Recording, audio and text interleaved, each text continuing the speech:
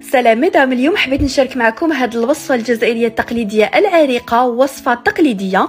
نخليكم نتوما تقولوا لي واسمها في التعليقات. وصفه ولا اروع، يعني باش تعرفوا فريمون سونغو لازم تجربوها. هنا نسحق السميد، يعني لا سمول اكسترا فين ولا لافين، ندير شويه ملح ونبدا نطم هكذايا بالماء. درت هنايا حوالي 3 كيسان، يعني ما تكروش بزاف، ديروا غير كميه صغيره. ونبدا نطري هكذايا بالعجين ماشي بالماء. وسيد ندير الماء هكذايا اون فور يا ميزور حتى تشكلوا هاد النبابل. ما نجريش بزاف العجينه، يعني كيما اللي نواسيو بها المحاجب ولا مسمن كيف نجوزوا المرقه. ندير شويه زيت الزيتون وزيت المائده، البصل الخضر شويه خضره ما تكثروش بزاف، طماطم مصبره، شويه لاكاس تاع الدجاج. مام بلا دجاج تجي بزاف بنينه. انا اول مره نديرها بالدجاج باسكو لا فغي غوسيت ما نديرو فيها والو، يعني غير شويه شحمه سا سوفي.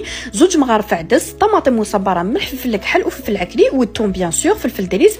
انا البلوز امبورطون انكم تمرقوا بكميه مليحه تاع الماء. هذه هي. نشكل كريات يكونوا بزاف صغار باش نقدر نتحكم من بعد في العجينه، نخليهم يريحوا. نبدا نحلهم هكذايا كيما نواسيو المسمن المحاجب سي اكزاكتومون باغاي.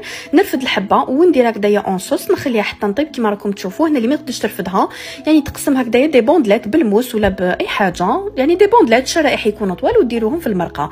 هذا واش كاين مدام. ما تنساوش تدخلوا لي متابعه وتعليق شباب. شاهدكم في الجنه وليت وحمد تسمح لي.